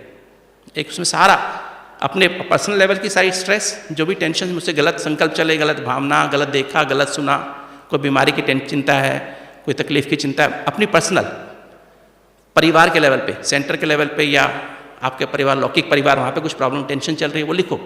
और फिर सेवा के लेवल पे, 3 लेवल पे एक बाबा को डिटेल लेटर लिखो, है ना, लिख के बाबा को एक्सेप्ट करो, बाबा मेरी ये तकलीफ है, साइन करो, बाबा को दे दो, फिर फाड़ के डस्टबिन में डाल दो। फिर उसके बाद चार्ट भरो, घंटे घंटे याद का चार्ट भरो। 480 मिनट का हमारा टारगेट है, 8 घंटे का, तो फिर धीरे धीरे अचीव हो जाएगा। और फिर मुरली पूरी पढ़ो सोने के पहले, और फिर 3 मिनट बाबा को याद करके सूक्ष्म वतन में बाबा की गोद में जाके सो जाओ। तो आप देखेंगे सुबह इतना बढ़िया टाइम पर उठेंगे, और 45 मिनट आप पूरा आनंद में जाएगा। अमृत वेला पावरफुल होगा, और आनंद में अगर अमृत वेला किया, आनंद की स्थिति का अनुभव किया, तो 18 हार्मोन्स बैलेंस में निकल आएंगे। हाइपोथैलेमस से 9, पिट्यूटरी से 8, पीनियल से 1, और 18 हार्मोन्स आनंद से निकल आए तो देखेंगे आप इस पूरी सेल्स, पूरी बॉडी के हर सेल में जो भी बीमारी है मन तन की ठीक हो जाएगी, कम होने शुरू हो जाएगी। और फिर 8 बजे तक आप चुप रहें, मुरली का मनन चिंतन करेंगे तो कॉर्टिसोल हार्मोन बैलेंस में निकल आएगा।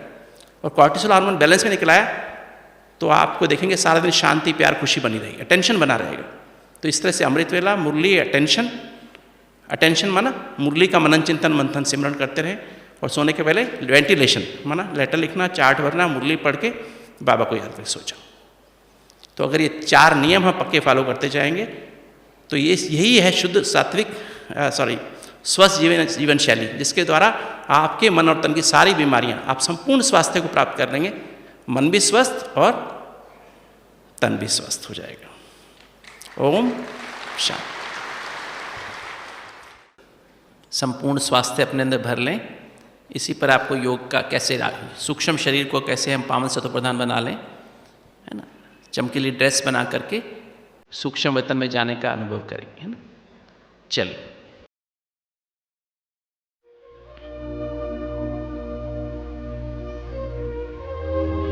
मैं ये स्थूल देह नहीं, इस स्थूल देह को चलाने वाली अति सूक्ष्म चैतन्य ज्योति बिंदु आत्मा। महसूस करें अपने दोनों मस्तक के, दोनों भृकुटों के मध्य, यहां से 2.5 इंच अंदर, ऊपर से 3 इंच नीचे, मैं अति सूक्ष्म चैतन्य ज्योति बिंदु आत्मा, परम धाम निवासी, अति सूक्ष्म परम चैतन्य, परम ज्योति बिंदु, परम पावन, परम पिता परमात्मा शिव की संतान।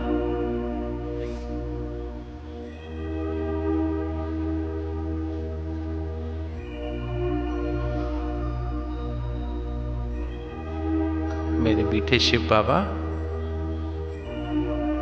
परम सत्य हैं,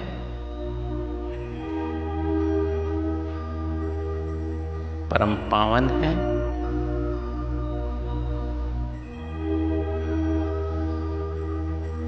परम शांत है, सदा ऐसा सोचता है,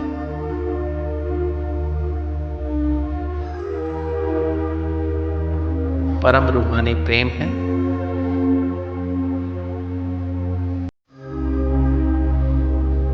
परम अतीन्द्रिय सुख है,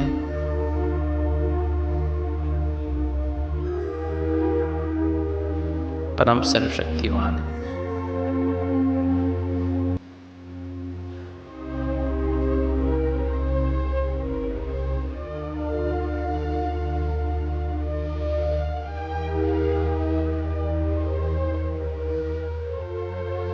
ऐसे मेरे मीठे शिव बाबा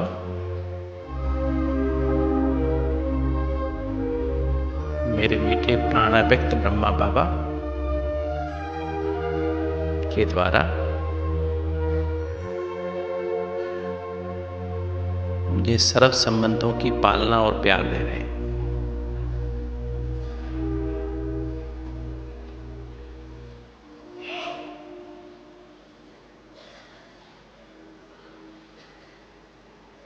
और दिव्य ब्राह्मण जन्म देते ही दिव्य बुद्धि रूपी लिफ्ट जन्म की गिफ्ट के रूप में दे देते हैं।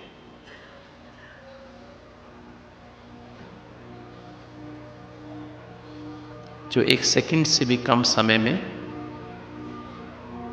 मुझ अति सूक्ष्म चैतन्य ज्योति बिंदु आत्मा को पवित्र बुद्धि,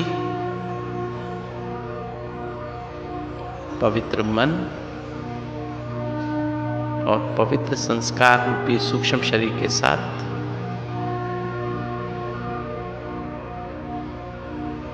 सूक्ष्म वतन में बैठे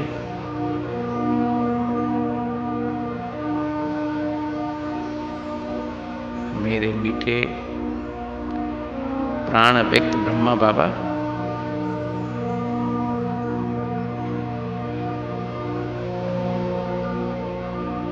जो संपूर्ण पावन सत्व प्रधान बुद्धि, मन और संस्कार के मालिक हैं,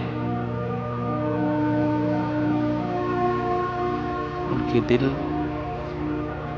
सदा सच्ची और साफ है।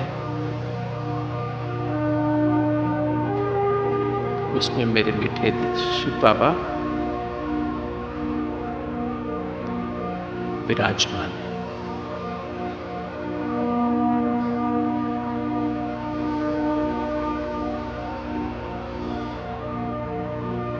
शिव बाबा सत्य की समझ के पावर हाउस हैं, पवित्रता के पावर हाउस हैं, शांति के पावर हाउस हैं,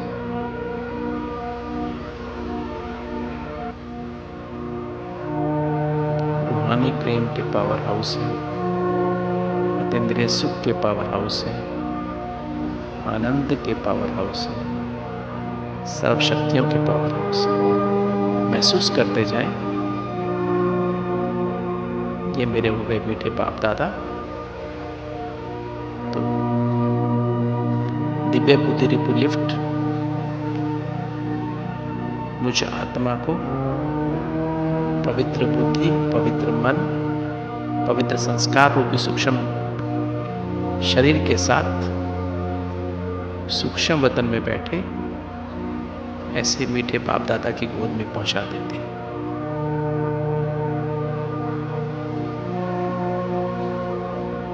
और बाबा मेरा आह्वान कर रहे हैं, आओ मेरे मीठे बच्चे, लाडले बच्चे, आओ मेरी गोद में समा जाओ।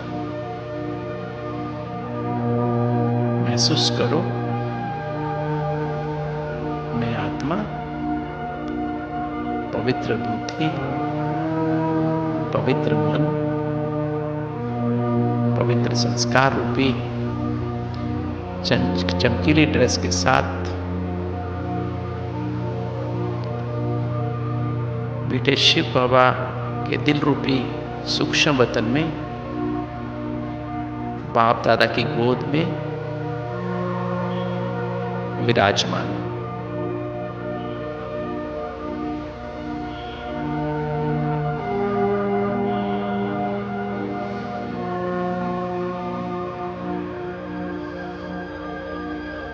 बाप दादा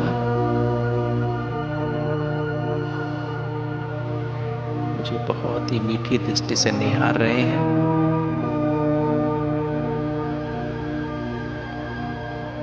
बाप दादा का हस्त अपने मस्तक पर अनुभव करें। बाप दादा के नैनों से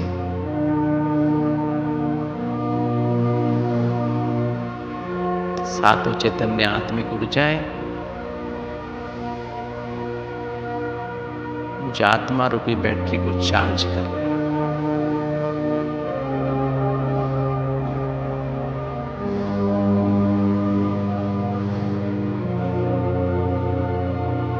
मैं आत्मा शक्तिशाली होती जा रही। महसूस करें,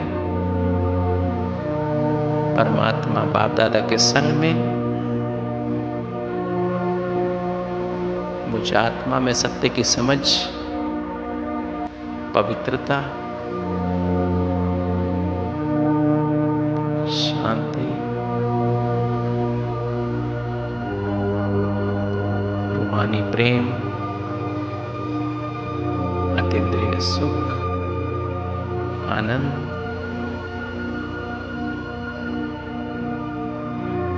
सत्य को परखने की शक्ति,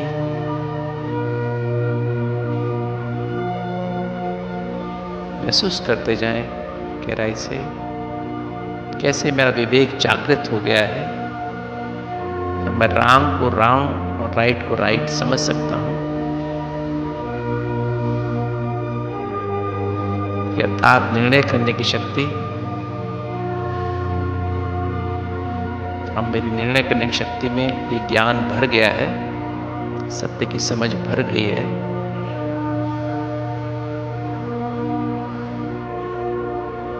विस्तार को सार में लाने की शक्ति, अर्थात बुद्धि को और मन को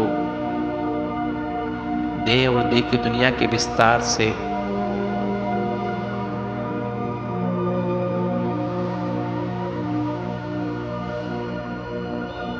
मैं आत्मा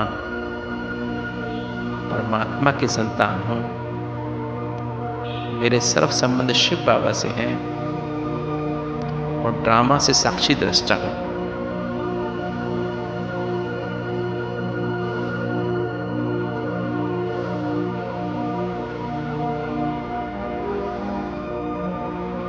इसको गहराई से अनुभव करें।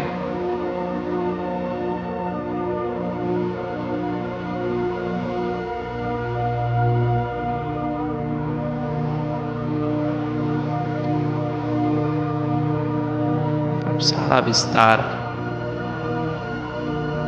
सत्य ज्ञान, सत्य की समझ में समा गया है।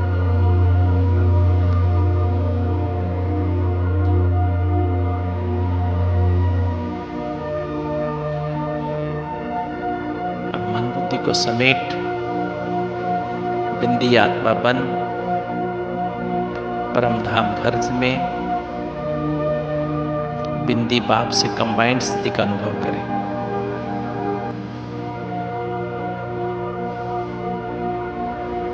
मैं आत्मा बिंदी परमात्मा बिंदी से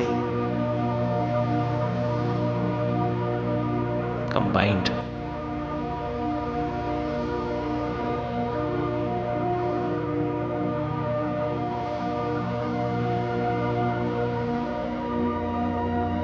महसूस करें कैसे आत्मा रूपी बैटरी चार्ज होती जा रही है।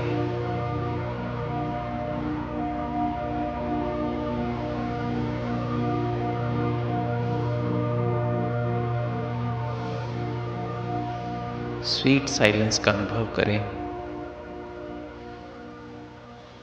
जिसमें कोई संकल्प नहीं,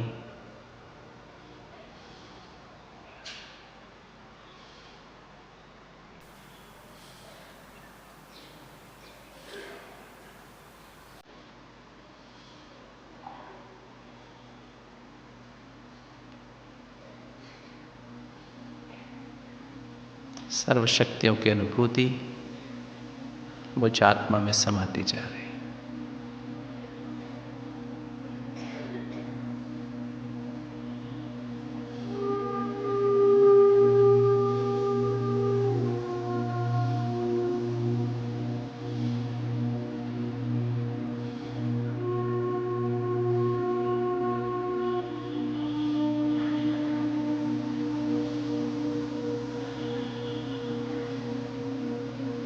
अब मैं आत्मा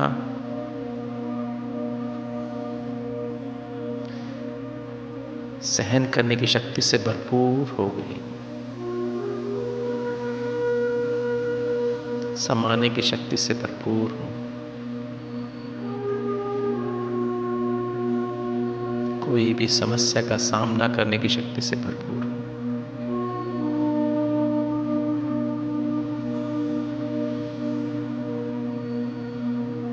सर्व को सहयोग करने के लिए तैयार हूं।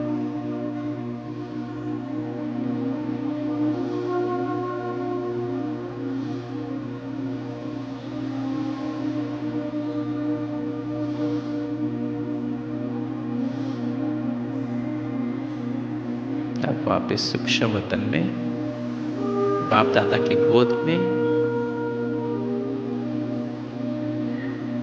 बाप के लव में लवलीन स्थिति का अनुभव करें।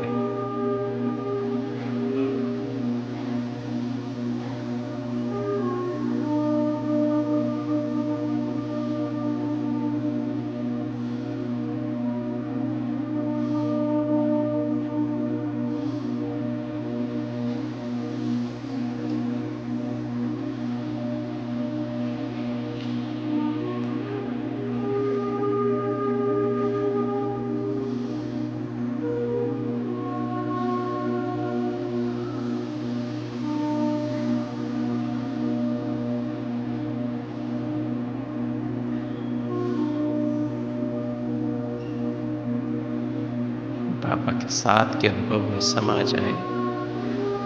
महसूस करें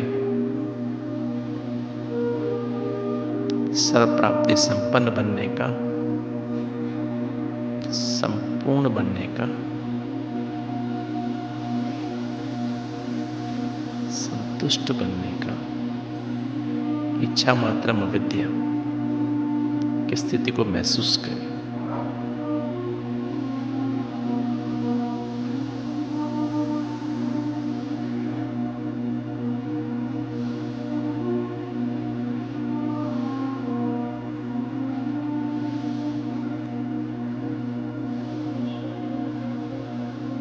बाप दादा के प्यार और दुलार को अनुभव करें।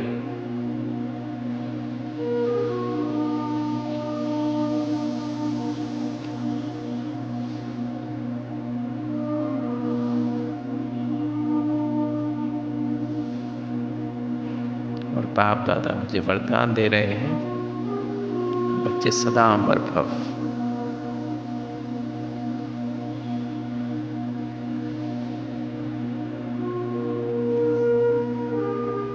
सदा ब्राह्मण जीवन में जीते रहो, आगे बढ़ते रहो।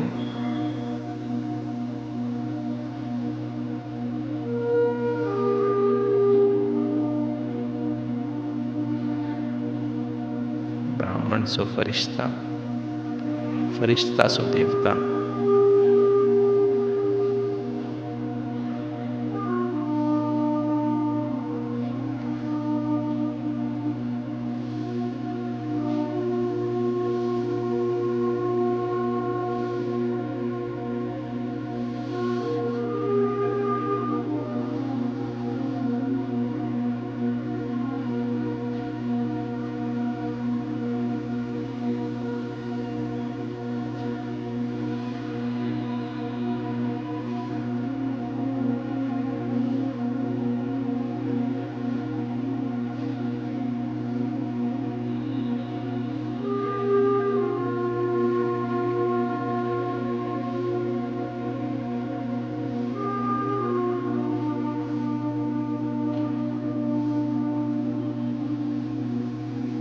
आत्मा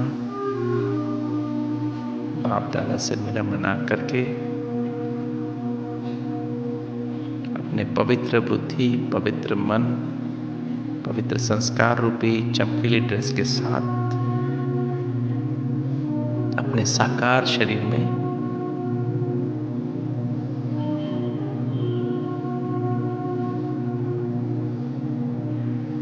वापस आ रहे।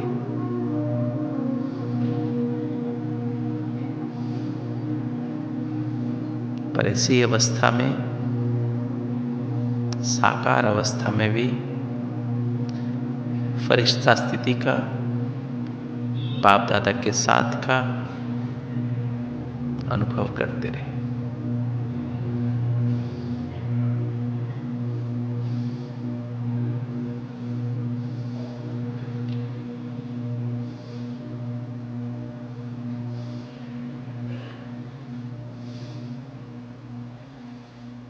अब फिर वापिस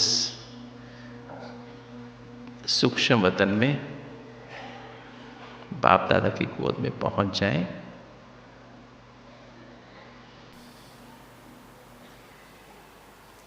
कैसे शिव बाबा ब्रह्मा बाबा द्वारा मुझे माँ की पालना दे रहे हैं,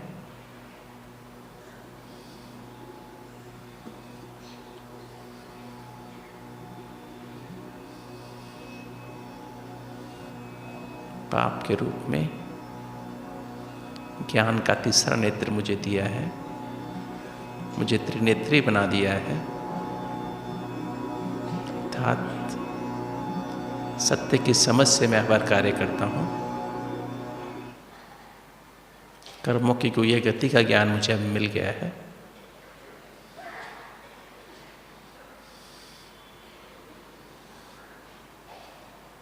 शिक्षक के रूप में ब्रह्मा बाबा द्वारा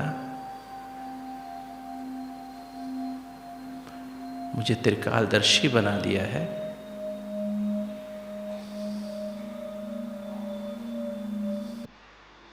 सृष्टि के आदि मध्यंत का ज्ञान अर्थात स्वदर्शन चक्रधारी बना दिया है।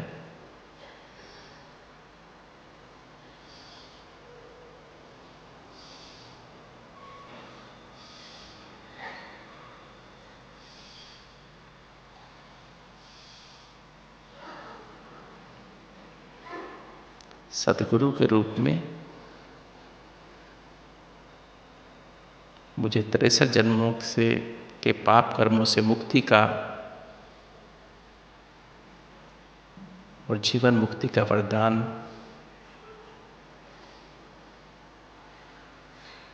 दे दिया है।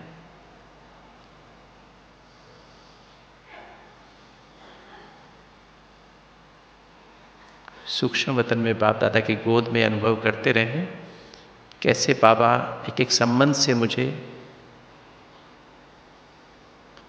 पालना दे रहे। बंधु के रूप में बाबा मुझे कह रहे हैं कि बच्चे अपने लौकिक और अलौकिक दोनों जिम्मेवारियों का बोझ मुझे दे दो।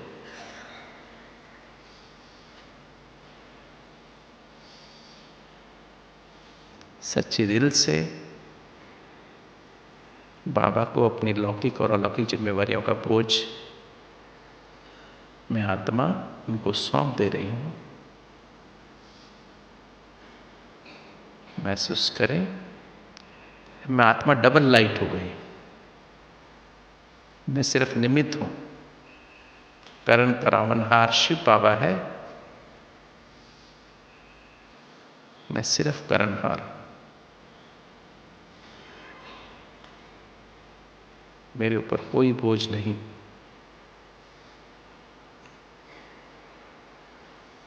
सखा के रूप में शिव बाबा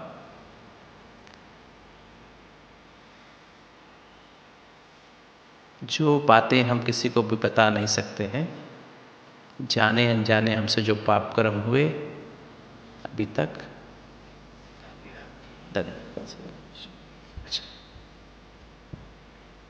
वो मैं बाबा को बता सब बातें शेयर करके हल्के हो जाती हूं।